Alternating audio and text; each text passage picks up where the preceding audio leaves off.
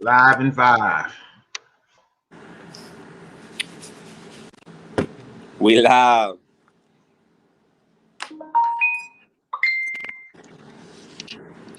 Whose device is that? That's mine. Yeah, it sounds like Android.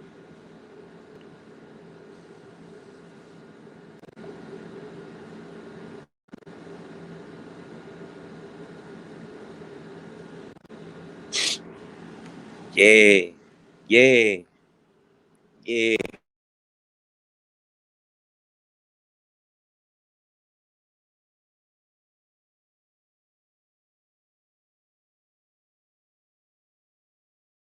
Hey, let me know when y'all ready though. All right, hold on real quick. I want to see something.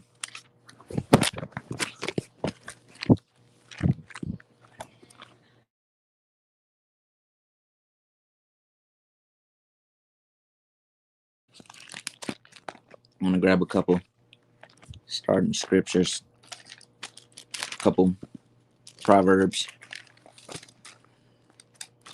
If I can find the book of Proverbs. Okay, there we go. Loki almost was going off. I'm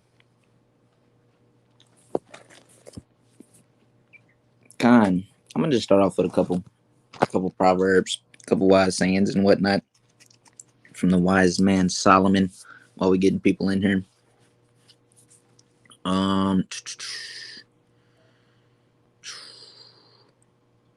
Let's see. This is Proverbs chapter 21, verse 16. It says, "The man that wandereth out of the way of understanding shall remain in the congregation of the dead." The man that wandereth out of the way of understanding shall remain in the congregation of the dead. So if you know anything about, I believe it's Ezekiel chapter 37, it's talking about the valley of dry bones. And what that's actually going into is dead men that are actually walking. And what are dead men that are actually walking? Men that haven't been quickened with the spirit. And we know that the word quicken goeth into maketh alive. You know, it is the spirit that quickeneth, but the flesh profiteth nothing. So it's the spirit that maketh alive. Wisdom, knowledge, and understanding, all that is tied in with the spirit. So if you leave the spirit of understanding and wisdom and knowledge, you will remain in the congregation of the dead. You won't be physically dead. You'll be walking around still, you know. You'll kind of know what's going on. You can see, you know, you can taste this, that, and the third, but spiritually you're dead, you know, because you're no longer giving your body that daily bread, or you're no longer giving your soul that daily bread that it needs to survive. Just like you feed your flesh every day, you're supposed to feed your spirit every day. And if not, you know, what happens is going to wither away and it's going to die. God. That's hitting. Got something? So like you know. I'm just warming my spirit up, so like yeah. He says, like, you know, it's all good, King. But I'm gonna keep going on some more proverbs real quick because, you know, it's always good to read a couple proverbs. This is Proverbs 21 and 23. It says, "Whoso keepeth his mouth and his tongue keepeth his soul from troubles." What does that mean? Keepeth his mouth and his tongue, and it keep his soul from troubles. That's going into things that you say will be taken into account. You know, even Christ said every idle word shall be taken into account. So you don't want to be the man that speaks a lot and also speaks foolish things, you know, because your mouth can get you in a world of trouble. The scriptures say the tongue is a world of iniquity, I believe. You know, that's a whole world within itself, and it leads to trouble if you don't know how to use your tongue and if you don't know how to speak appropriately. Now there isn't a man that, you know, that doesn't slip at the tongue. You know, what man is he that slippeth not at the tongue? That Sirach tell you that we all slip at the tongue, but you still want to try your best to mind your mouth and mind your tongue and mind your speech and what you bring forth to other people and what you say to other people. Because believe it or not, if you're an Israelite man or a woman, people look up to you. You know, so every word that you say, they're gonna take account of it. And if you say something and you kind of don't mean it, or you don't correct it, or this, that, and the third, that can lead somebody's life in the wrong path. You know, so and you'll actually take you'll take punishment for that person. They'll still get punished, but they were following you from what you said. That's why in James it says, be not many masters, but that we will receive the greater condemnation. So if anybody desires to be a teacher, you have to mind what you say, and you have to know exactly what you're talking about. If not, you can lead that person into sin. You can lead them into not believing in Yahweh Shah, because a lot of people don't believe in Yahweh Shah. Why? Just because a man told them that. When the scripture says, "Let not the reverence of any man cause thy soul to fall." So, Khan, is y'all ready? Y'all got everything prepared? Y'all good? Gone. Y'all got it. All right, gone. So, hey, first and foremost, we want to give all praise, honor, and glory to the Most High God Yahweh, Bahashem, Hamashiach, wa Malak Yahweh Shah. Right. So you see the title of the lesson is America Really in the Bible? Hey, so we see that every great kingdom is in the Bible, you know, from dealing with Egypt all the way till this kingdom now, man. But it's kind of a mystery is if America is in the Bible, because there's nowhere to actually point it out. Right. But this is what we do, man. We're gonna come and point out the points dealing with America being in the Bible. So that leads me to get the this precept. This is Sirach 33 and 17. Sirach 33 and 17. It says, "Consider that I labor not for myself only, but for them that seek learning." So we do the laboring to see, you know, to prove that America's in the Bible, and we come and bring it forth in a lesson so that those that seek learning can see that America's in the Bible also.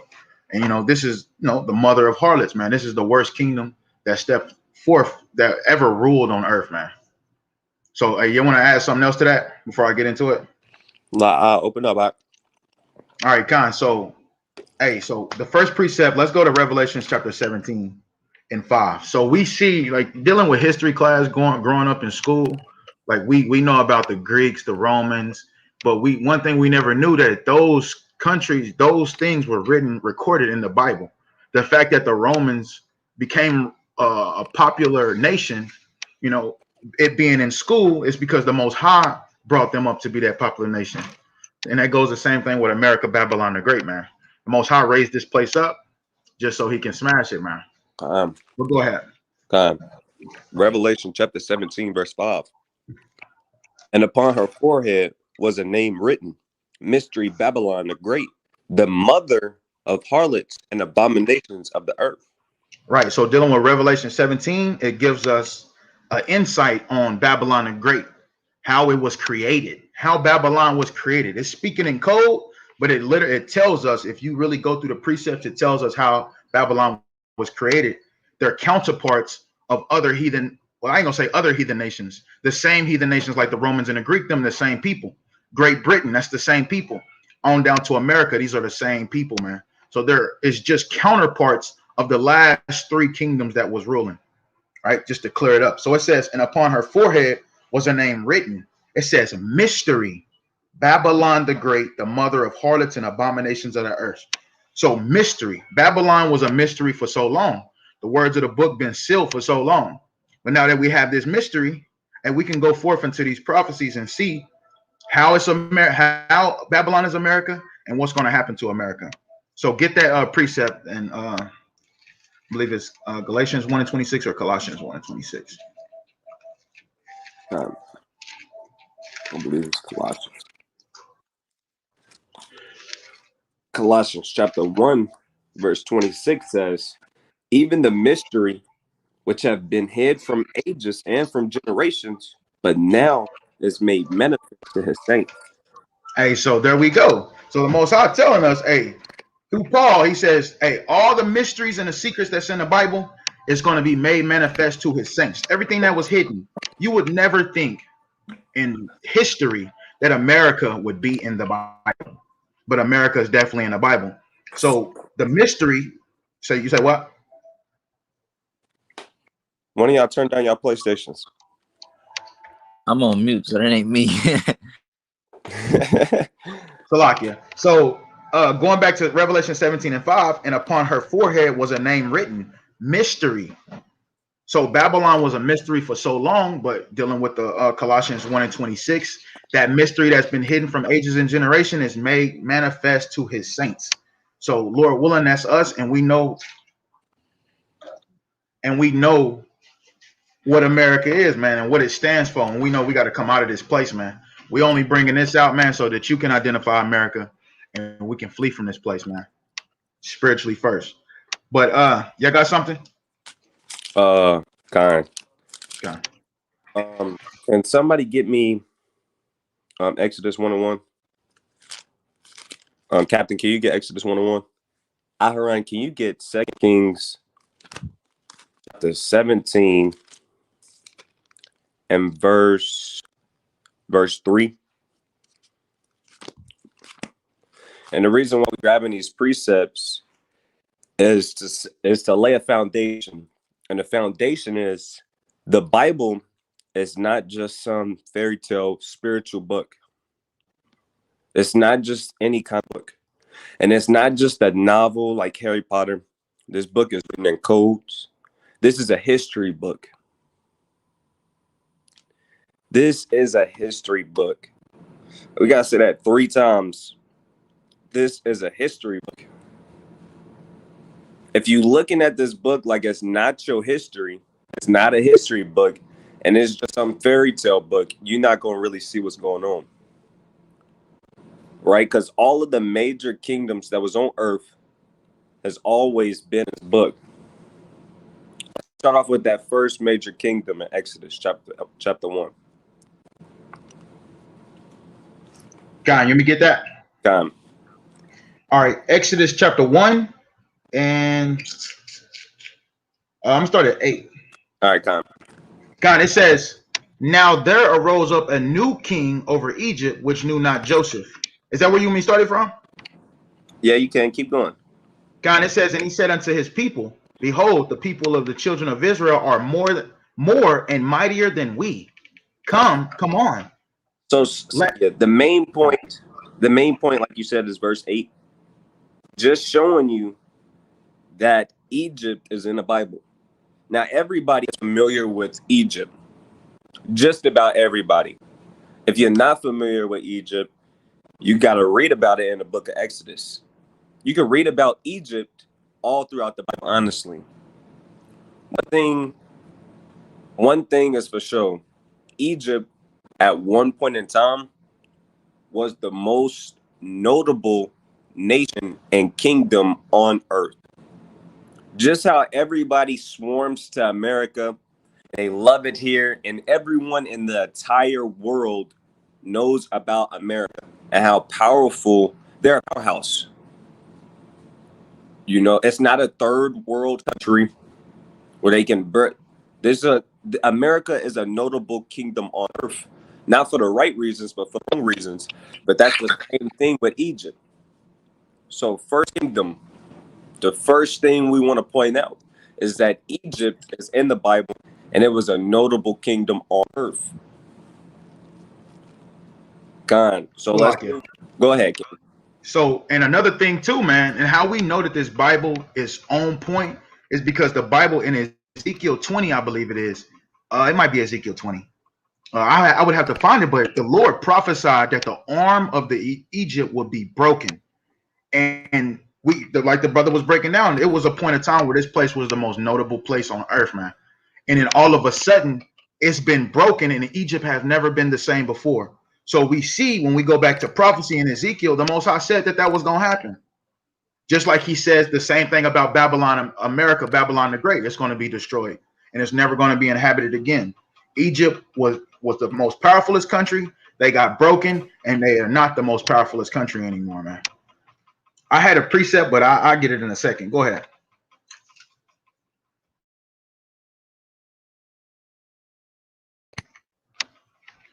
Precept. You got it? That goes along with what you were saying. Ezekiel chapter 29. verse 14. Bring again the captivity of return to the land of Pathros and like it, and they see there a base kingdom. It shall be the basis, the kingdoms, neither shall it exalt itself anymore of nations, for I would them that they shall no more rule over the nations. So, Right. sure, you got it, Ike, you got it. Right. No, go ahead, because I want you to read some more too. So you had Ezekiel 29, right? Or Ezekiel 30. 29, and I read 14, 15. Oh, okay, go ahead. I was probably just gonna stop right there and elaborate on it. Did you want me to keep reading? I wanted to drop down to after you went into it, I can drop down to chapter 30. 31. I want to break down something. Okay. So real quick, verse 15 says, "It shall be the basis of kingdoms. Now they shall exalt itself any more above the nations, for I will diminish them, that they shall no more rule over the nations." So we see that this is actually in the past. Egypt used to be the most notable kingdom on earth. That's why the Lord actually chose to raise up that place and destroy it to get his power, to get his name magnified on earth. But this scripture right here tells you that Egypt would be diminished and it would be the basest kingdom of all the earth. Right? So Egypt has been brought to a lower state. They're not as mighty as they used to be. They can't compete with China. They can't compete with America. They can't compete with Russia. They've been brought to a lower state. That's prophecy. Right? That's on you, King. Guys, like you said, that's prophecy, man. So I want to drop down to chapter. I want to go to the next chapter, and we're gonna start at 20. Right? So it says, I'm gonna start at 21. It says, "Son of man, I have broken the arm of Pharaoh, king of Egypt. And lo, and Pharaoh only means the government. So basically the rulers of Egypt. Pharaoh, when you hear that word, it's not talking about just one person. Because you have Pharaoh and then you had Ramses, the first and the second that was ruling in the time of when Moses was in. So it says, therefore, thus says the Lord God, behold, I am a Salakia. Let me start at 21 again. Son of man, I have broken the arm of Pharaoh, king of Egypt. And lo, it shall not be bound up to be healed, to put a roller to bind it, to make it strong to hold the sword.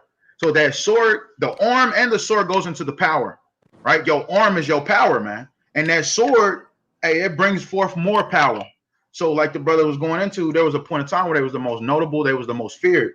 But the Lord is prophecy right here that he would do them like that the way they are now. They're not as honored. Nobody, like the brother said, nobody fears Egypt no more.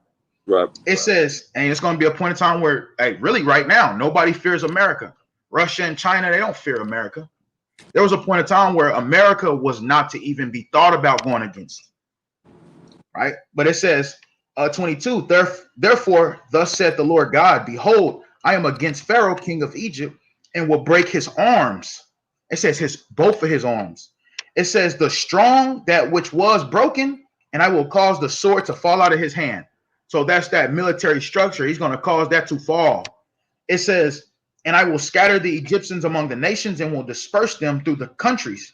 And I will strengthen the arms of the king of Babylon and put my sword in his hand. But I will break Pharaoh's arm, and he shall groan before him with the groanings of a deadly man. And that goes into them, asking the nations for help. Because in the next chapter, it tells you about how the terrible of the nations, they gathered together and they cut Egypt off, man. But that's all I really want to go into in Egypt. I don't want to stay on that for too long. Right. To wrap it up with Egypt, people looked at that nation with a lot of respect. They had a lot of wealth, a lot of people, mighty armies. Hey, in Isaiah 31, it even talks about the Egyptians. People looked at them like they was gods. Right? They looked at their armies like they was actually more than what they was. But you got to see it how it words it in Isaiah 31. Hey, Isaiah had to tell them, look, they are not gods. Horses is just flesh. They not really spirit. And he had to really break it down how they not really nothing. They just men. right? You had a lot of people look at Egypt like they was more than You cutting out, what they really was. But it's like him. Maybe if I turn off my Wi-Fi. All right, so like yeah, can you hear me? Yeah, it's better.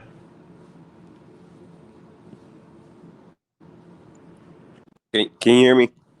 Yeah, it's better.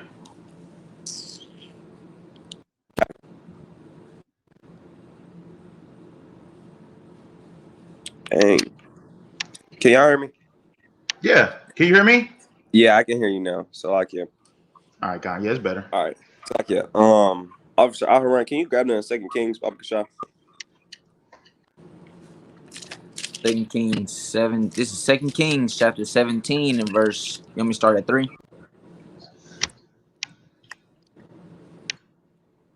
Can you Mark. Sometimes. Captain the Bar? Yeah, Is Aharon reading? yeah, No. I can hear him. You can't hear him? I can't hear him at all. Yeah, I can hear him. All right. He said Well, he said you want him to start at verse 3. yeah. Well, I'm gonna let y'all touch it. I'm gonna try and leave and come back.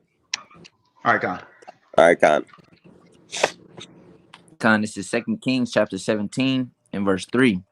Against him, fuck, I'm actually start up. I can hear you now. I'm gonna start at verse 2. The 2 Kings chapter 17 and verse 2. And he did that which was evil in the sight of the Lord, was not as the kings of Israel that were before him. Against him came up Shalmaneser, king of Assyria, and Hoshea became his servant and gave him presents. Con. So the point is, you see a kingdom here, and you see a king. You got Shalmaneser, who ruled over the Assyrians. The Assyrians is all throughout the Bible.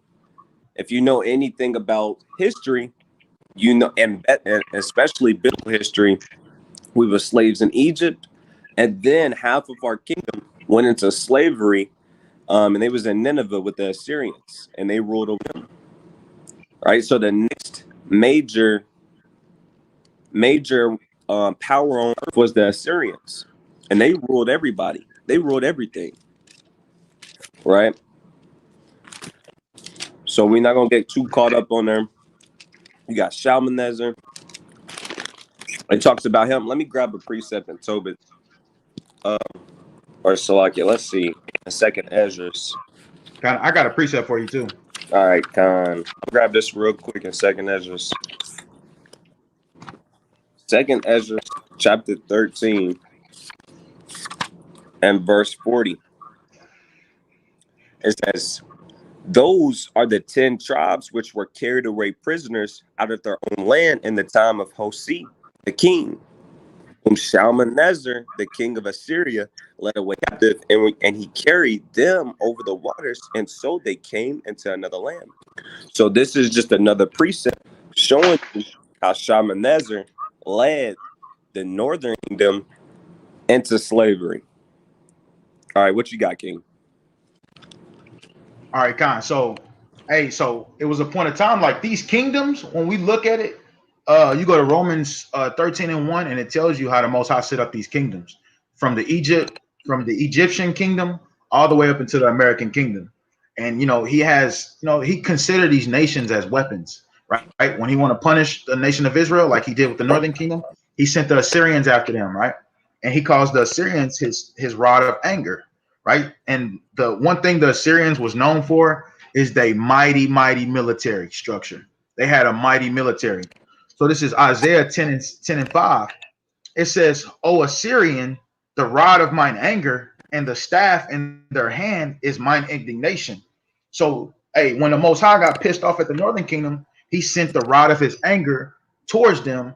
Hey, and Esau, Idumea, America, hey, there would be considered his sword. So these nations are considered as weapons, man, that the Most High God is going to use. I just wanted to bring that out as a little. We actually could get into it in Daniel 2 once we wrap up how these nations, man, we could kind of put that together. I'm running through it real quick. Just pull a few more precepts over the major kingdoms, and then we can go into Daniel 2. And then we can kind of really touch on Amerikkka. That sound cool to y'all? Con. All right, Con. So I'm gonna grab 2 Kings again, 24th chapter, real quick to touch on Babylon, because that's I'm the already holding one. okay. Con, pull it out. Con, this is Jeremiah chapter 27 and verse 6. And now have I given all these lands into the hand of Nebuchadnezzar, the king of Babylon, my servant, and the beasts of the field have I given him also to serve him. And all nations shall serve him, and his son and his son's sons, until the very time of his land come. And then many nations and great kings shall serve themselves of him.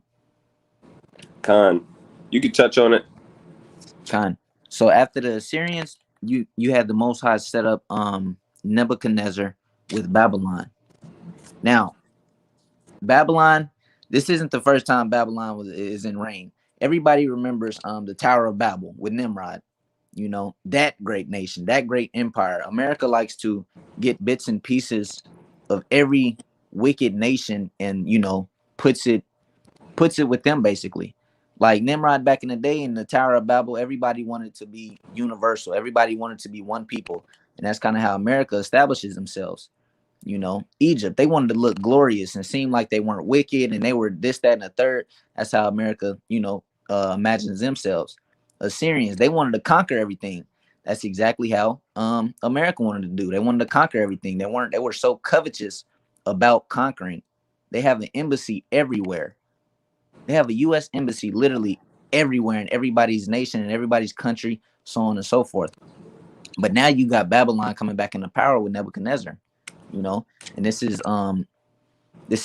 the head of gold that we're gonna touch on in Daniel 2. Babylon is the head of gold. But Khan, you got it. Con, real quick. So this is Daniel 5 and 2. So everybody should be familiar with the name Nebuchadnezzar.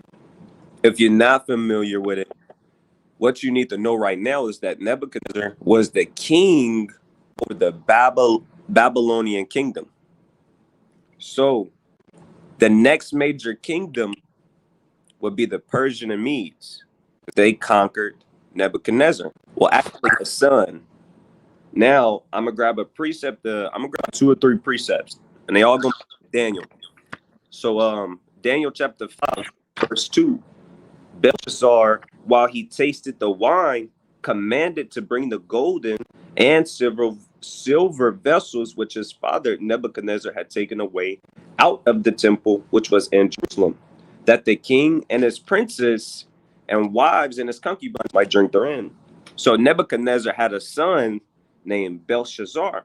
We see that in Daniel chapter 5, 2.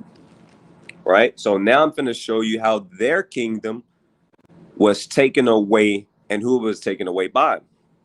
So Daniel chapter 5 and verse 30. Daniel chapter 5 and verse 30.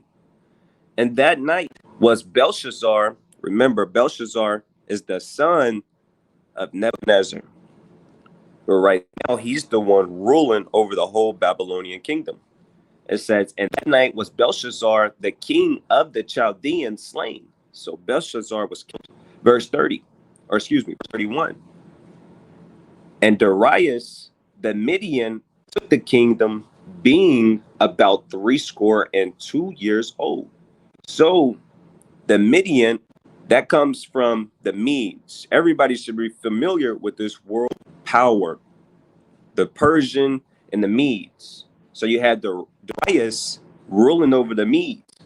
In chapter 6, verse 28. And of course, I'm giving you an overview, a brief synopsis. I can't give you every year, every person that was on the throne. If we do that, we're not ever going to get through to the part of the lesson we really want to get to. But just to show you this, Daniel 6 and 28. So Daniel prophesied in the reign of Darius and in the reign of Cyrus the Persian. So there you have it. You got the Persians and the Medes. You got Darius and you got Cyrus. That was the next major kingdom ruling over the world. You had the Persian and Medes, right? So you'll see with prophecy and through history, the next major kingdom up was none other than the Greeks. Y'all brothers got Hey, precepts? before you get to the next kingdom, right? So when you look into history dealing with the Persian and the Medes, the Persian and the Medes, they changed their name when they joined the National Atlantic Treaty Organization. I believe all countries that, because all countries like they don't call themselves Romans no more. They don't call themselves Greeks no more. They don't call themselves these names. They all came together in a committee, and they all said that we're going to change our names to help further the confusion. So the modern day Persian and the Medes today, when you look on a map, it is Iran. So, just in case, you get confused with those ancient names dealing with the names today, the modern day Persian and Medes is Iran. Right? They changed their name. I forgot the date, but they changed their name when they joined the National Atlantic Treaty Organization. That's all I want to add, though. Anybody got any precepts over the Greek? Khan. So Khan, he read the takeover of the Babylonian Empire, which all of this stuff is in prophecy. You can read about this all throughout Daniel. You can read about this throughout the Bible. Okay. So now that the Babylonians are out of power, now you got the Persian and Medes Empire, which is known as the Augmented Empire. Now, who took over the Augmented Empire? We finna find out. This is the book of Maccabees, chapter 1, verse 1. And it happened after that, Alexander, son of Philip the Macedonian, who came out of the land of Chittim, had smitten Darius, king of Persia and the Medes, that he reigned in his stead the first over Greece. So he reigned in his stead. You got Alexander the Great, which took over the Augmented Empire, because that empire had conquered so much land. Darius conquered them. Now all that land, not Darius, Salakia, Alexander conquered them, and now he has all that land. All that is now brought unto him. And remember earlier I said that America likes to take a little bits and pieces from every other nation and every other kingdom before them. And here's just one thing right here. This is going over the Greeks and how they set their place up. This is First Maccabees chapter 8 and verse 15. Moreover, how they had made for themselves a senate house, wherein 320 men sat at council daily, consulting always for the people, to the end they might be well ordered, and that they committed their government to one man every year, who ruled over all their country, and that all were obedient to that one, and that there was neither envy nor emulation among them. So this is something that America took from the Greeks, the Senate House, the Republicans, the Democrats, and taking that one man to reign over them that's going into the president. This is something that that America, the daughter of Babylon, took from the Greeks in their empire. Y'all got it. First Maccabees chapter 8. Just a brief synopsis. That's an important chapter. You had the Greeks oppressing the nation of Israel. The nation of Israel and the Greeks was constantly making war. That's why you have this book, Judah Maccabees and his brothers. They actually was warring against the Greeks for a period of time. And this is the time of the Hellenization period, where a lot of Greeks or a lot of Israelites started to act like Greeks, wanted to worship their gods, wanted to intermingle with other nations, and kind of put off the law, statutes, and commandments that the Most High God ordained for the children of Israel to do. And this is why you see certain verses in the Bible referring to Israelites as Greeks or as Gentiles or as heathens, because we started becoming like them nations.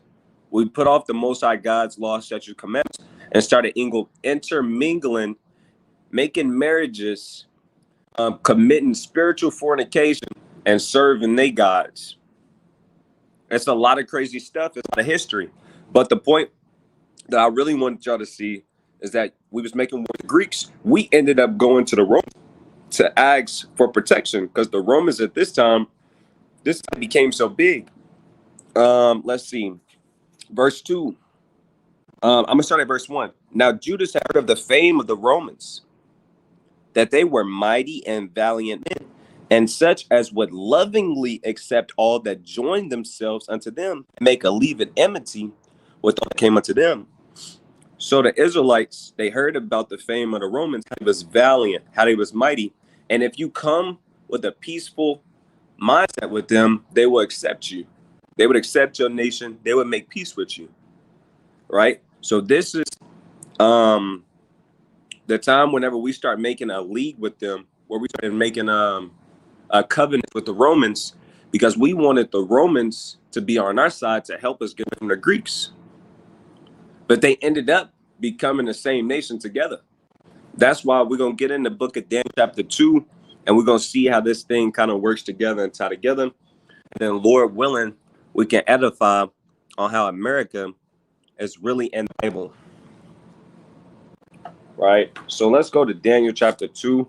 And Officer Aaron, I'm going to kind of let you take the wheel.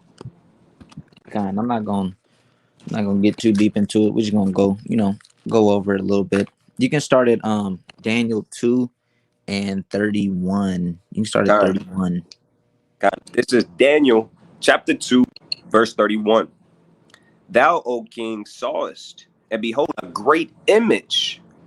This great image, whose brightness was excellent, stood before thee, and the form thereof was terrible. All right, so Khan, you got Nebuchadnezzar. Remember, Nebuchadnezzar is the king of Babylon. We already went over this. He had a dream, and he had a dream about a great and terrible image. We finna figure out what this great and terrible image looked like. Go ahead. Verse 32. This image head was of fine gold, his breast and his arms of silver, his belly and his thighs of brass, his legs. Khan. So Khan, you got the image's head was of fine gold, and then his breast and his arms was of silver. Now you start to notice that the what is it? What is it called? Basically, the metals. The metals are getting so-called, what is it, cheaper or less of value. The metals are going down in value. Oh, come. As in price value. You know what I mean? Now they are going up in strength, but as in price value, they are going down. You got the image that was fine gold, that was the head. Then the arms of silver and the breast of silver, and his belly and his thighs of brass. You know, all these is the price value is going down. Go ahead. 33. His legs of iron, his feet part of iron and part of clay. All right. Read 34 and then we can keep going. Verse 34. Thou sawest till that a stone was cut out of with the helm. Verse 34 again. Thou sawest till that a stone was cut out with hands, which smote the image upon his feet, that were of iron and clay, and break them to pieces. All right, Khan, go jump to 38. We're finna get the interpretation of the vision. Verse 38. And wheresoever the children of men dwell, the beasts, the field, and the fowls of heaven have he given unto thine hand, and have made thee ruler of them all. Thou art this head of gold. So Daniel is telling Nebuchadnezzar, thou art this head of gold. You and your empire is the head of gold. So the head of gold is Nebuchadnezzar and the Babylonian Empire. Now, why is he the finest and why is he like gold? Because whatever Nebuchadnezzar said, that's what it was. He was the ruler over everything. Whatever he wanted done, he could get it done. Simple and plain. Now, matter of fact, we can keep going. Go ahead. Verse 39. And after thee shall rise another kingdom inferior to thee, and another third kingdom of brass, which shall bear rule over all the earth. So he said, another kingdom, which is inferior, shall arise after thee. The kingdom that was inferior that arose after him is the Persian and the Medes. You'll notice that the king is starting to become less of value. That's why the gold turned into silver, and then the silver turned into brass, and the brass turned into iron. The king and the rulership is starting to go less and less in value. It's actually starting to go towards the people now. Whereas back then, if you were a king, whatever you said went. You know, whatever you said went, and that was that. That was law. You know, but when we see down in the what is it? Like now in America, we don't really have a king. The president doesn't really have say so. He's just a puppet. That's why he's, you know, and less of value to Nebuchadnezzar, because whatever Nebuchadnezzar established, that's what he could do. But the next king that was, or the next kingdom that was inferior is the Persian and Medes. Those are the breast and arms of silver. And then the other kingdom that was going to rise after that is the belly and the thighs of brass, which is the Greeks. And then the last, not the last, but the second to last kingdom after that is the Roman Empire, which is iron. And we've seen that their kingdom, their kings didn't really have that much power. Their kings got assassinated at a rapid rate, at a high rate. If you were king, it's not really a good thing to be a king in the Roman Empire. That's why they were inferior unto Nebuchadnezzar, because everybody feared Nebuchadnezzar. Nobody wanted to trespass against him. Whereas if you were a king in Rome, everybody wanted your head. Everybody wanted you dead, so on and so forth. So we see that not Nebuchadnezzar, Daniel is breaking down all these kingdoms and all these kings. So now we got the last king, or the last kingdom, which is iron and clay. Why is it iron and clay? It's going into America, because America is just another part of Rome. It's just another part of Rome, but weaker, actually. That's all that's going into. It's so weak. And then the image, or the stone that was cut out without hands, that was going to destroy the feet of iron and clay, that's going into Yahweh Shah. And we see that through the scriptures. The Most High he's always the one that took down these kingdoms. You know, like what happened? Belshazzar, Babylonian kingdom. The Most High sent him a prophecy saying that your kingdom was going to be overthrown, and it was overthrown. You know, so on and so forth. But that's the breakdown on the Daniel 2, pretty much, just running through it quickly. Con. Nicely put. So one of the things I want to harp on right now, going back to First Maccabees chapter 8, you see that the Romans, they did something with their system. You had a transitional period with how the Romans operated and their systems, or how they ran their kingdom. Like the precept that he read, the Romans, first Maccabees chapter 8 verse 15, it tells you that they had a Senate house. And that's one thing that America does. We have a Senate house where you have a group of people. Actually, can you look up that definition for me, Baba Kasha? Senate or Senate House? Yeah. Yeah. Watch them telling themselves.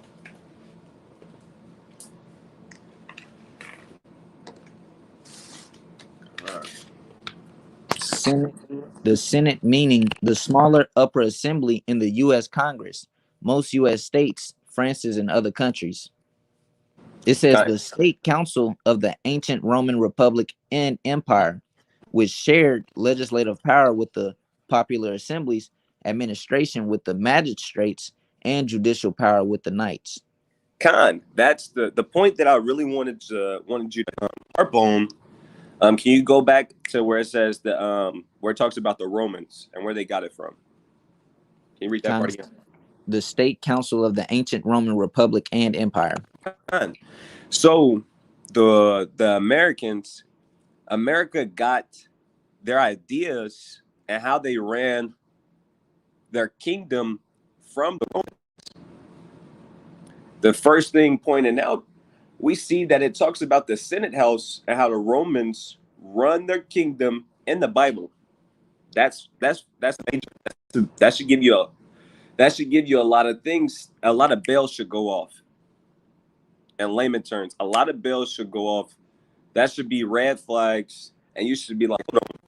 America got the Senate house from the ancient Romans. Now, when we go back to Second Maccabees, it talks about the feet and the toes being of clay and of what was it, King? Clay, no, Mary, clay, and iron. married clay and iron. And that's the similitude.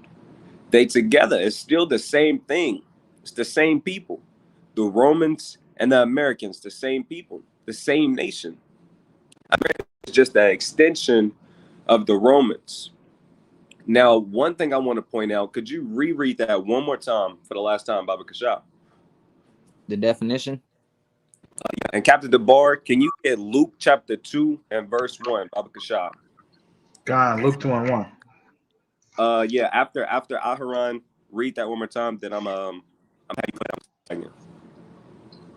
Khan, Senate definition. The state council of the ancient Roman Republic and Empire.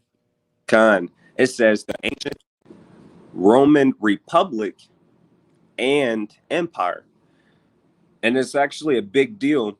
And you see this in the Bible. So there's a difference between the Roman Republic and when it transitioned into the Roman Empire. Right? And it's a notable man that we want to talk about. And we're going to show you how he's actually in the Bible. So Captain DeBar, can you read Luke chapter 2, verse 1? God, Luke 2:1, it says, and it came to pass in those days that there went out a decree from Caesar Augustus that all the world should be taxed. Khan. So it says that there was a decree that went out that all the world should be taxed. Who is Caesar Augustus, though? You're going to find out that Caesar Augustus is a notable man when it comes to the Roman emperor. Basically, he was basically the first Roman emperor. He played a critical role in the transitioning of the Roman Republic into the Roman emperors. So the difference between the Republic is you had the Senate House and they made all of the rules. And they had somebody to represent, but it was mainly the Senate House. It tells you the number in verse 15. It says 320 men sat in council daily, consulting always for the people to the end that they might be well ordered. So to make sure that the kingdom was well ordered, they developed a Senate House, and they had a whole bunch of members who would go back and forth, and they were seeking the best course of action for the benefit of the Roman Empire. So that's when it was more of the Roman Republic. Then it transitioned to the Roman Emperor. What you got? God, and that's beautifully put right there. That goes into what we look at today. When they be at that round table, man, they get all of that from the ancient Romans, man. And that's dealing with the beast, the National Atlantic Treaty Organization, and the European nations. They all come together as a Senate, and they come with agreements. And mostly it's all how to keep the nation of Israel at the bottom. Believe it or not, it's more of that than anything else. Right. Some of it is to build their kingdom up, but it's mostly how to keep the nation of Israel at the bottom. So I do got a precept though. All right, go ahead. Bring it out. So this is Psalms chapter 2 and 1. And I got one in Revelation also. I don't know if you was gonna go in Revelation last or what. No, let's go off the spirit. All right, guys. So this is Psalms 2 and 1. It says, why do the heathen rage and the people imagine a vain thing? It says the kings of the earth set themselves and the rulers take counsel together, right? So all the rulers of the earth, these will become the National Atlantic Treaty Organization, man. China, it's a lot of countries that's involved in that. The European nations, those are only European countries that's involved in that, but they all go into one beast system. That's what the brother was talking about earlier, how all these kind of different nations, America takes bits and pieces from them and they bring them to America, man. That's why you got this big melting pot of confusion. And I wanted to go into the word Babylon right quick, if I can. So this is the blue letter Babylon. It says the same thing in the Greek, Babylon. It says Babylon, confusion. It says, I'm gonna just get the main parts though, right? So this is an allegory for Babylon. It says of Rome as the most corrupt seat of idolatry and the enemy of Christianity. And it's not really Christianity, they added that, but it's talking about the actual Christians, the original Christians. They are the enemy of the original Christians. So when we go back to Psalms 2 It says the kings of the earth set themselves and the rulers take counsel together against the Lord and against his anointed. So they not only taking crafty counsel against us, man, they trying to figure out how to stop the Lord. That's why you got the galaxy trying to create a space station, because they really think that they can stop the Most High. But it says, this is what they say: let us break their bands asunder and cast away their cords from us. It says, he that sitteth in the heaven shall laugh, he shall have them in derision. Because we know the Lord is putting it on his spirit to thinking that that's tough. But it says, let us break their bands asunder. So let's break our spiritual connection from the Most High, because without the Most High, hey, to be honest, we are just slaves. We don't know nothing. We're not going to even come to without the Most High, we are nothing. So that spirit, that's what they come together, man, in these sentences and trying to come up with on how, what mechanisms worked in each captivity, and they bring it all to this one in America, man, this melting pot. But I want to go into Revelation chapter 17. Revelation 17, and I want to start at 8. It says, the beast that thou sawest was and is not, and shall ascend out of the bottomless pit.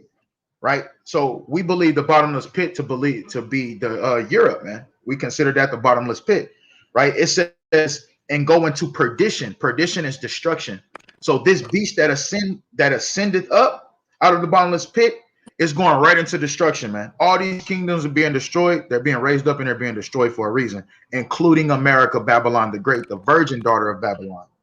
It says, and they that dwell on the earth shall wonder, whose names were not written in the book of life from the foundation of the world, when they beheld the beast that was and is not and is yet is. So when it's saying there's no point of getting caught up on the beast that was and is not and yet is. It's talking about it was in rulership, it is not in rulership, and yet is. It's talking about each kingdom. But it says that, there's going to be, the world is going to wonder after this beast. They're going to agree to the politics. They're going to agree to the system that's set up before their eyes. They're going to wonder after that. They're going to paying their way out of crime, things like that, man, that's set up. But I want to continue. It says, and here is the mind which have wisdom. So only somebody that has wisdom going to be able to understand this. It says, the 7 heads are 7 mountains. All right, so can you go to Ezekiel 6:2 right quick? It says, and here is the mind which have wisdom. The 7 heads are 7 mountains on which the woman sitteth. So that woman goes into Babylon the Great. The beast that she sits on, that America sits on, is EU and NATO. America has full control of these countries, man. Don't get it twisted. The Most High gave America that power. But get that right quick. Ezekiel chapter 6, verse 2. Son of man, set thy face toward the mountains of Israel and prophesy against them. Right. So the mountains of Israel, it said the mountains of Israel, but I'm showing you mountains is considered nations of people, man. So when it says, and here's the mind that have wisdom, the 7 heads are 7 mountains, it's talking about 7 nations of people. It says on which the woman sitteth, right? So you have the 7 heads and the 10 horns. This is the beast, the system. It says, verse 10, and there are 7 kings, 5 are falling, and 1 is falling. This is John on the island of Patmos, the kingdom that was fallen at the time. And he's talking about the Roman Empire.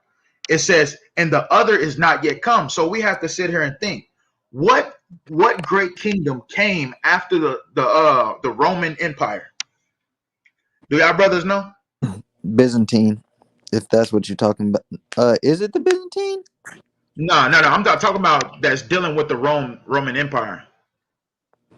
What next kingdom was the greatest after Rome? Oh, you talking about America? Is that what you're talking about? Nope. You close though. What was before America? Who was fighting? Who did America fight for freedom in 1776? Exactly. Great Britain. So it says, and the other is not yet come. He was already prophesying about Great Britain, right? And we know Great Britain is definitely a counterpart of America. America gets everything from Great Britain. They got into a fight in 1776. They wanted to be liberated away from Great Britain. It says, and when he cometh, he must continue a short space, because Great Britain didn't rule long at all, man. At all. America probably ruled longer than Great Britain. But it says, verse 11, and the beast that was and is not, even he is the 8th. So there's an eighth one, and that eighth one is dealing with America. This is the eighth one, America. It says, and is of the seventh and goeth into perdition.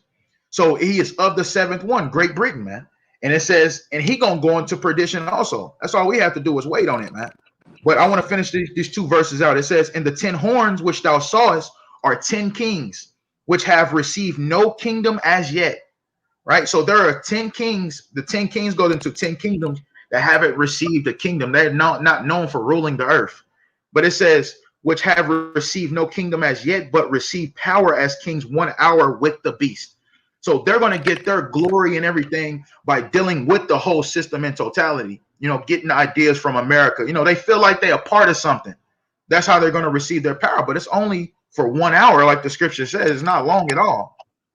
But then it says, these have one mind and shall give their power and strength unto the beast, man. And that's what we're looking at, the Senate, man, dealing with all these countries coming together, making a tumult against the nation of Israel, man. And America is that whore that sits on top of that system, man. Because America is the only one that's in rulership of the whole entire planet, man. Like the brother said earlier, there's an American embassy in almost every country. I believe like South Korea is the only country that does not have an American embassy there. It's like you. Yeah, go ahead. I don't got too much, but America is known as the hegemony. If anybody ever looked up what hegemony is, let me see real quick. Hegemony. It says leadership or dominions, especially by one country or social group over others. So America is the head country over all these other countries right now. I'm gonna say right now because we know it's gonna come to an end here soon, real soon. But like before, the Romans was the hegemony, and then before them the Greeks, so on and so forth. But going back to what you said, I got this. This Psalms 83. This is Psalms chapter 83, verse 2. It says, "For lo, thine enemies make a tumult, and they that hate thee have lifted up the head. They have taken crafty counsel against thy people and consulted against thy hidden ones." That's what the brother going into right now. How all these nations is coming up against us, basically. Verse 4. They have said, "Come and let us cut them off from being a nation, that the name of Israel may be no more in remembrance." So all these people sit down and they kind of get together and they come up with stuff of how to keep us in sin. Everybody, like every almost damn near every Jake I know wear Nike. And if you know what Nike is, that's a Roman or a Greek goddess, which means victory. Even Starbucks is a god. All these other things, everything we see on a daily basis is idolatry. And that's what they came up with, and they came together and they try to make brands out of these gods. And even what's going on in the Olympics. Olympics is a form of worship to I believe Zeus, I believe. But they all came together in one consent. They all made peace with each other on one consent to keep us from serving the Most High God. That way we can't take over no more. That way we won't be the hegemony. But y'all got it. Done. Hey, I just had a thought. We should look into doing a lesson over like American history, like America gaining independence from Great Britain. Like I'm gonna be honest, these public schools in America did a poor job.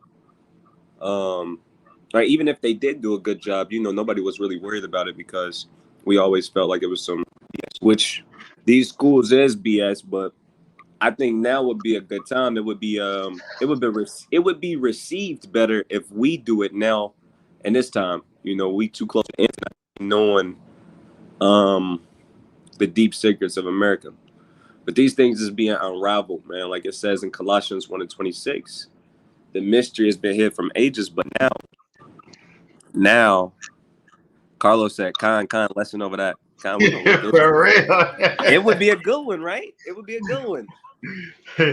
Gone. Lesson over that. Corn. That's my brother though, man. Nah, I want to grab a few precepts. God. So you got Revelations chapter 17. We start at verse 5. We kind of read down. I kind of want to start up at I kind of want to actually let's kick it off with Psalms 137. because David knew what's going on, man. David knew what was going on. Let's get 137. And to get to the point, we can start at verse 7. So I want to make a disclaimer. So in the Bible, we went through the 7 major captivities. Went over Egypt, Assyria, Babylon, the Persian and Medes, the Greeks, the Romans, and now it's the Americas. One thing's for sure, we have a nation or a kingdom known as Babylon or the Babylonians, but you have another kingdom being referred to as Babylon, the mother of Babylon or the daughter of Babylon. And we're going to show you through the scriptures what's going on, Lord willing. So can you grab that precept? God, this is Psalms chapter 137 and verse 7. It says, remember, O Lord, remember, O Lord, the children of Edom in the day of Jerusalem, who said, raise it, even to the foundations thereof. Khan. So you actually see the Lord saying, remember, verse 7, remember, O Lord, the children of Edom in the day of Jerusalem, who said, raise it, even to the foundation thereof. So you actually had the Babylonians, the actual Chaldeans, burning our temple down, just ravishing our temple, our holy things. We're talking about Solomon's temple, the most beautiful temple, and taking it all to Babylon. And not only did he take the things out of the holy temple, he took our people as slaves. But one thing you got to see, it says, remember, O Lord, the children of Edom. Now, everyone should know this, but if you don't, Edom in today's age, he would be known as the white man. He would be known as Europeans. But the Lord said, remember Edom, remember the Europeans, because when Babylon was destroying us, taking us into captivity, destroying our holy temple, you had the Edomites saying, raise it, destroy it, burn it down. Now let's see verse 8. Verse 8 says, O daughter of Babylon, who art to be destroyed, happy shall he be that rewardeth thee as thou hast served us. Now the Lord just referenced Edomites, white men and women. He referenced them as the daughter of Babylon. Why? Because they had a hand. They helped the Babylonians, and it had nothing to do with them. They helped the Babylonians destroy the nation of Israel. Now, can somebody give me 2 precepts popped in my head? I want the perpetual age in Ezekiel chapter 35, or it might be 24 and 15, so like it. 25 and 15. Okay, 25 and 15. And then it just called them the daughter of Babylon. Now, can you give me Ezekiel chapter 16 and verse 44? That's spiritual. The Lord called Edomites the daughters of Babylon. Why is that? Got it. So which one you want first? Let's get Ezekiel 16 and 44 first. You kind of cut out. Ezekiel. I heard 40. Let's get Ezekiel 16 and 44 first. Oh, God. Ezekiel chapter 16 and 44. Salakia. Ezekiel 16 and 44, it says, behold, everyone that useth proverbs shall use this proverb against thee, saying, as is the mother, so is her daughter. The Bible says, as is the mother, so is the daughter. One thing for certain, Nebuchadnezzar and his nation, the Babylonians, they spoiled us. And we also see that the Europeans, these Edomites, these white people, they spoiled us. and we didn't have no remedy. It was nowhere we could run to. But you have us actually getting spoiled by the Babylonians. The Edomites come when it had nothing to do with them. And one thing, the Lord does allow nations to spoil us. But in the scriptures, it tell you how all of the nations spoil us. But these Edomites, these white people, they take it too far. They were supposed to discipline us. It was used to discipline our nation, but they try and actually destroy us. They try and annihilate us. And here's why. Let's get that in Ezekiel 25, Abakashah. God. Ezekiel 25. It's 35. Okay. 35 and 5. So Ezekiel 35 and 5, it says, because thou hast had a perpetual hatred and hast shed the blood of the children of Israel by the force of the sword in the time of their calamity and the time that their iniquity had an end. Khan. Yes. So you see how the Edomites had a perpetual hatred, an everlasting hatred towards the Israelites. And it's a lot of meat in the book of Ezekiel, especially when it's dealing with the Israelites and the Israelites and the Edomites. It's a lot of meat. So what verse did you read? I read 5. 35 and 5? Yeah, kind. God. The point that I want to make right now is you'll see the Lord referring to Edomites, Idumeans, white people, Europeans, as the daughter of Babylon. So when we go back to Revelation chapter 17 and verse 5, and we can go anywhere. Hey, I got something for you. Okay, bring it out. God, so we won't because I know you want to go to Revelation 17. I want to link it up with Isaiah 47. Okay, Because I'm gonna grab another Isaiah. picture. God, go ahead. No, it's on you. I'm gonna go grab this other one in Isaiah. All right, Con. So in Isaiah 47, hey, America was already prophesied in Isaiah 47 because we have the Babylon, like the brother went to Ezekiel 16 and 44, where it says, "As is the mother, so is the daughter." He's linking them up to saying they're going to be doing the same things, man. And Babylon was known for the highest worship of idolatry, man, just like America. And that's the reason why the Most High is going to destroy it. The wine of the wrath of her fornication. America fornicates and it promotes fornication. So I need y'all to get some precepts, but because I'm gonna just skim through Ezekiel 47. So Ezekiel 47 and 1. Aharon, can you get Revelation 17 and 5 again? It says, "Come down and sit in the dust, O virgin daughter of Babylon. Sit on the ground, there is no throne, O daughter of the Chaldeans, for thou shalt no more be called tender and delicate." So when we go to Revelations chapter 18, it tells us, Revelations chapter 18 and can you read Revelations 18 and 7, Mahar? Yeah, right now. Yeah. So I'm gonna read it one more time just so they can. It says, "Come down and sit in the dust, O virgin daughter of Babylon."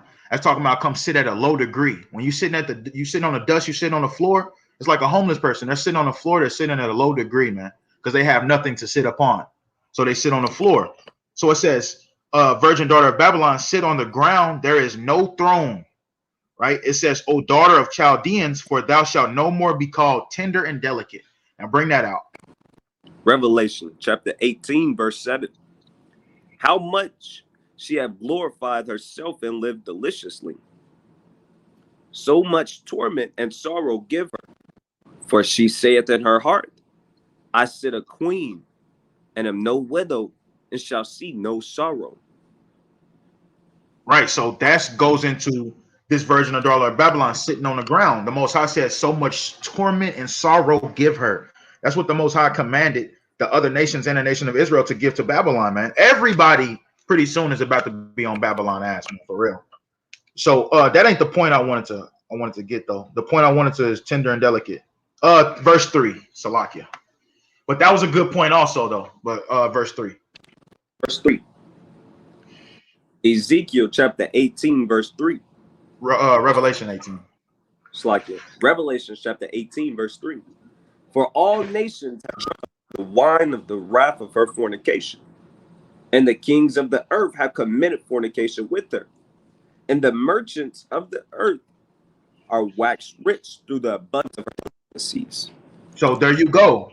So going back to Isaiah 47, it's prophesying the same thing that John did on the island of Patmos.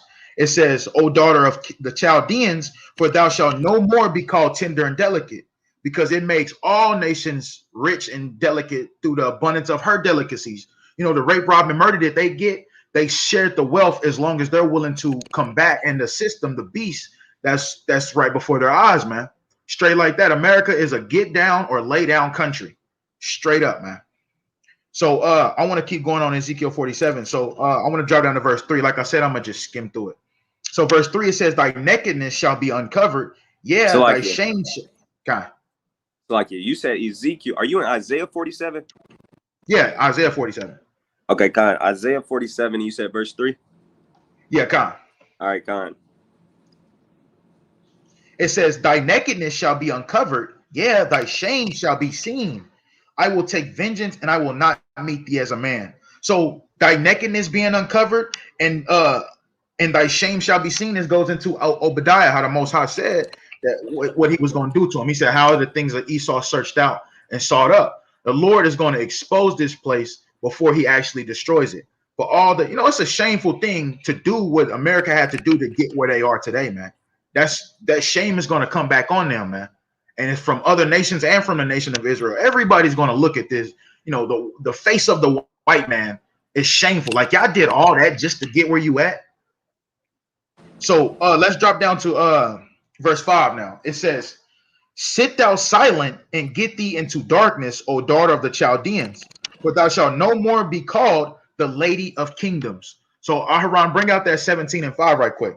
So it says the point here is the lady of kingdoms. Khan, this is Revelation chapter 17, verse 5. And upon her forehead was a name written, Mystery Babylon the Great, the mother of harlots and abominations of the earth. So the mother of harlots, the abominations of the earth. So it's saying the same thing Isaiah 47 is saying. It's a tad bit different, man, but it's saying the same exact thing. The lady of kingdoms, the mother of harlots, man. Because all these nations is harlots, man.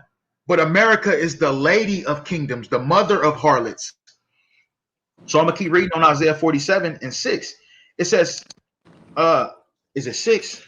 I'm gonna just drop down. I'm gonna drop down to 8. It says, therefore, hear now this, thou that art given to pleasures, that dwellest carelessly, that sayest in thine heart, I am, and none else beside me. I shall sit as a widow. It says, I shall not sit as a widow, Salakia, neither shall I know the loss of children. So this is the pride that America has on them. And it goes right back to what John was prophesying in Revelation 18 and 7. Get that right quick. We just read it, but it was for this precept right here. So I'm just putting correlations together to prove that America, Babylon the Great was prophesied in Isaiah 47, and it was prophesied again in Revelation chapter 17 and chapter 18, man. America's all throughout the Bible, man. And like the brother said, it's different names that they put on these. Like American could be called the daughter of the Chaldeans. It's Revelations 11 and 7 is called spiritual Babylon in Egypt. It's considered Sodom and Gomorrah. It's considered the Assyrians because of the military structure. It's considered all of these different Egypt. It's considered all of these different nations, man. But get that right quick. I don't know what you want. Revelations 18 and 7. Kind is Revelation chapter 18, verse 7. How much she hath glorified herself and lived deliciously, so much torment and sorrow give her. For she saith in her heart, I sit as a queen and am no widow, and she shall see no sorrow. Hey, so it's saying the same thing Isaiah 47 is saying. Hey, stay on that right quick because we're going to read the next verse too. So I'm going to read this again. Therefore, hear now this, that are given to pleasures. This is all America desires is pleasures.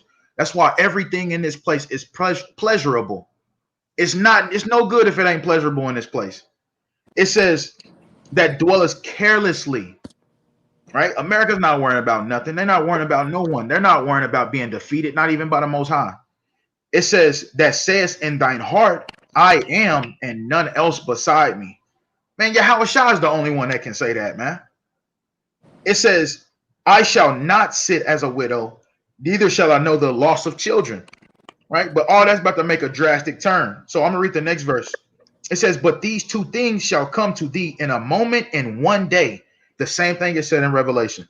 It says, the loss of children and widowhood, they shall come upon thee in their perfection for the multitude of thy sorceries and for the great abundance of thy enchantments. Right? Because that's all it's about in this place, sorcery and enchantments. When you know looking at commercials and you see Taco Bell commercial, hey, that's an enchantment. That's a sorcery that's been put on you, because next thing you know, you hungry for Taco Bell, or you hungry for Taco Bueno, or you hungry for Arby's, man.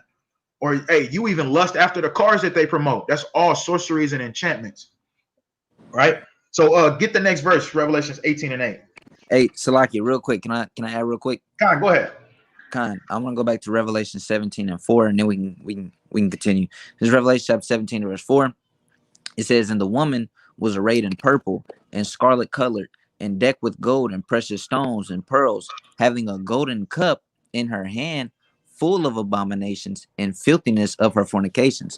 Now, this is also going into the daughter of Babylon, which is America, and I want to get Jeremiah 51:7.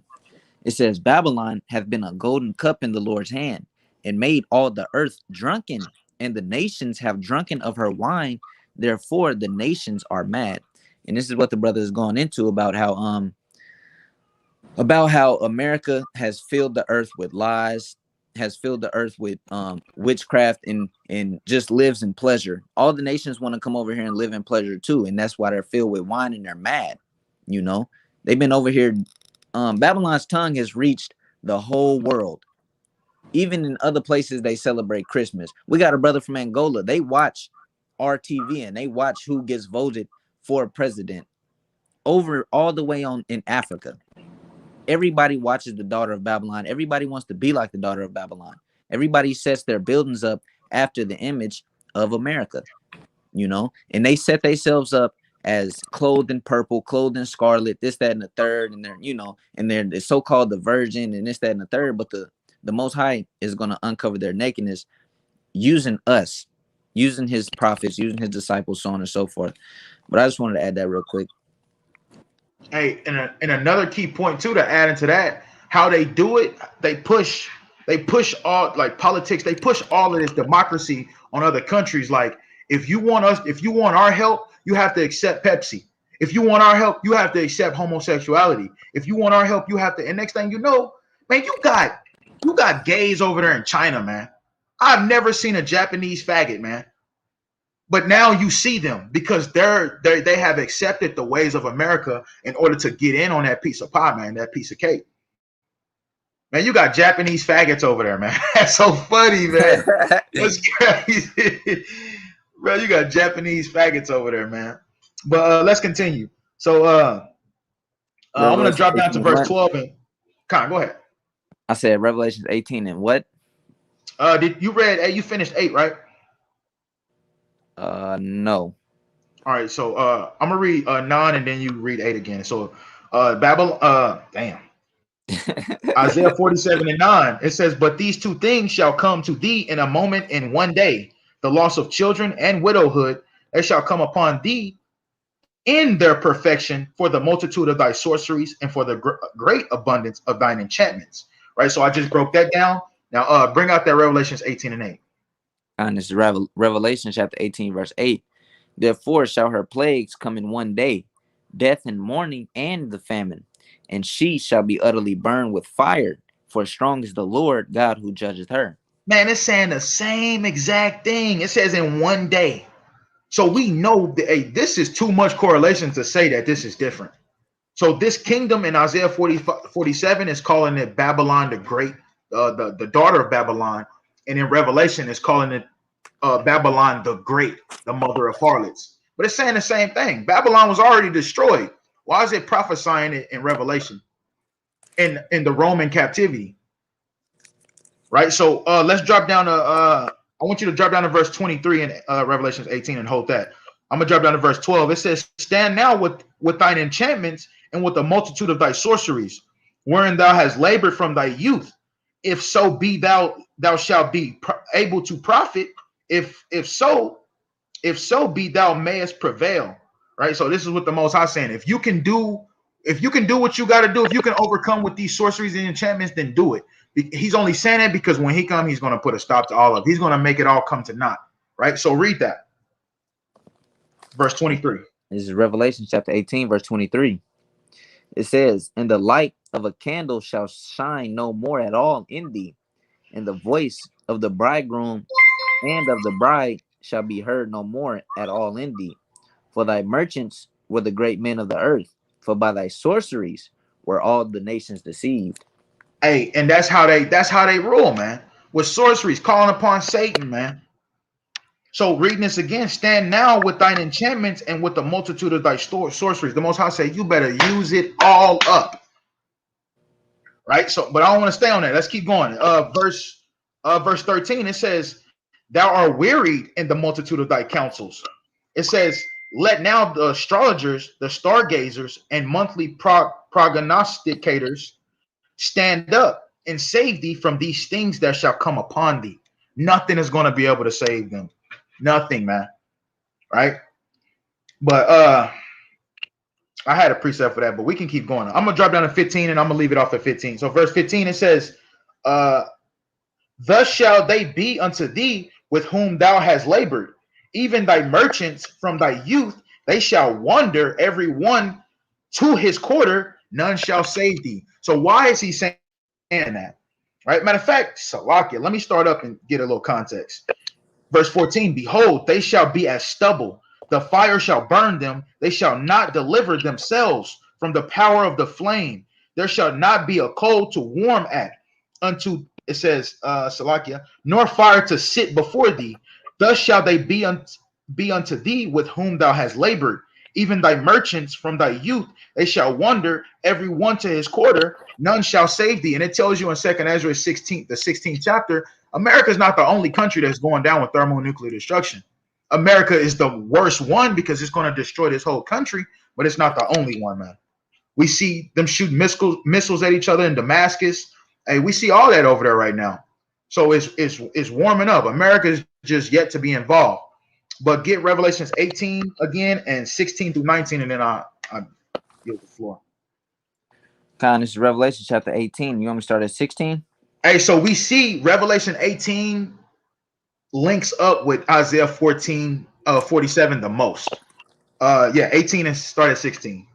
This is Revelation chapter 18, verse 16, and saying, "Alas, alas, that great city that was clothed in fine linen and purple and scarlet and decked with gold and precious stones and pearls.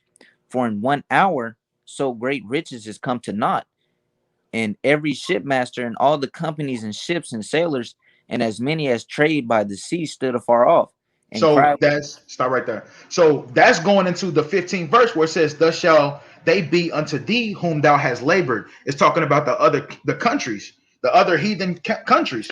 It says, "Even thy merchants," buying, selling, and trading. It says, "From thy youth," the ones that always did dealings with America, like China is number one. It says, "They shall wander every one to his Salakia.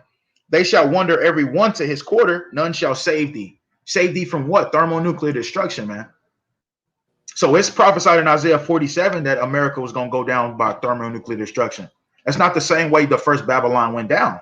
The brothers just broke it down how Babylon went down, right? But finish that. Verse 18, Revelation 18:18. "And cried when they saw the smoke of her burning, saying, What city is like unto this great city? Go ahead. And they cast dust on their heads and cried, weeping and wailing, saying, Alas, alas, that great city, wherein were made rich all that had ships in the sea by reason of her costliness. for in 1 hour she is made desolate. Hey, for 1 hour she was made desolate. So that goes into the last part. None shall save thee. No one is going to save Babylon the Great, America, man. But go ahead. I yield the floor. That's enough. I grab two precepts going into how they gonna be destroyed. This is Jeremiah 15:14. Put yourselves in array against Babylon round about, all ye that bend the bow. Shoot at her, spare no arrows, for she has sinned against the Lord. And them arrows is going to ICBM missiles and nuclear bombs, man. Jump down to verse 29. Call together the archers against Babylon, all ye that bend the bow. Camp against it round about. Let none thereof escape. Salakia. Khan. Jeremiah 15:29. Call together the archers against Babylon, all ye that bend the bow. Camp against it round about. Let none thereof escape. Recompense her according to her work, according to all that she hath done. Do unto her, for she hath been proud against the Lord, against the Holy One of Israel. So Khan, the Most High is going to recompense his judgment against America, or daughter of Babylon, with ICBM missiles and nuclear destruction. It's on you, Officer Mark. Khan, I encourage everybody to do more research. Simple aid. Sometimes throughout the day, when I'm not reading or studying, if I come up with thoughts and stuff, I look it up. I'm always searching up stuff, definitions and stuff. But or maybe, man, I do want to do another lesson over this. Like I said, we kind of touched on a lot of the previous empires. This is more like the intro to part one. This is like the part one, because it can go deeper.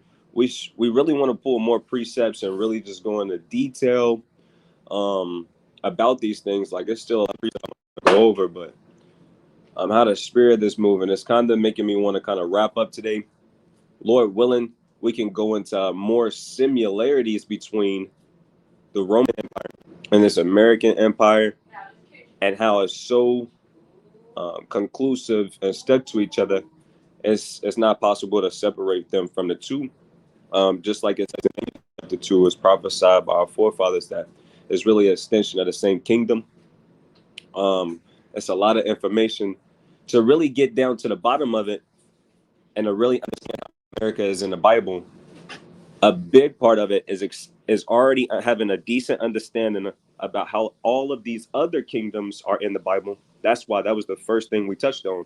All the other kingdoms, the major kingdoms, are already in the Bible.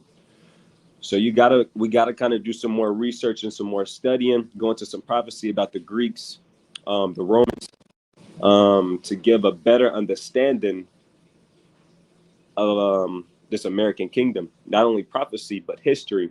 We have to get into it. There's so many similarities, man. So many similarities. It's astounding. So, but I wouldn't feel right opening up another door and not taking my time with it. But brothers got work, I got work. So we're gonna have to wrap it up right here for today. But Lord willing, maybe next week. It was one. Do y'all remember? It was one more lesson that I thought about that we might dig into. It was You're talking about the history of America, just in general. You know, fighting with the Englishmen, or Great Britain and French. These Spaniards, man, we got to get into it. We're gonna dig deeper in history, link it up with the Bible. But y'all brothers want to pull out, or y'all good? Yeah, I'm good. All right, officer. I got 1 Corinthians 15:58. Sounds good. It says, therefore, my beloved brethren, be ye steadfast, unmovable, always abounding in the work of the Lord, for as much as ye know that your labor is not in vain in the Lord. We always leave a lesson off with a little exhortation. Man, and today gonna be a great day. It's gonna be a beautiful day. We got to eat this daily bread. But the moral of that scripture is to be steadfast, be unmovable, always abounding in the work of the Lord, not being tossed to and fro with every wind of doctrine, because we know that we got adversaries, we got demons working, and they always trying to throw you off that square, throw you out of your take you out of the spirit. That's the primary objective. trying to take you out of spirit, so you got to constantly eat that daily bread. Spend time with your people. Hey man, this what work day is this? This is work day number 3. Man, we getting closer to the Sabbath. You know, we always rooting for that, man. But make sure Lord, there's more work to be done than just prophesying to your people. Actually loving your people gonna cover a multitude of sins. Work on being charitable, doing your alms, just showing brotherly and sisterly love. You can never go into idolatry. You know, we stay in steadfast. But Sirach chapter 43 and 30 says, when you glorify the Lord, exalt him as much as ye can, for even yet will he far exceed. And you will go forth all your strength, and be not weary, for ye can never go far enough. Lord willing, we can get into some more prophecy and history next Tuesday. But until then, let's see y'all later. Shalom, barakatam, shalom. God, Shalom, Washpakah. Khan Shalom.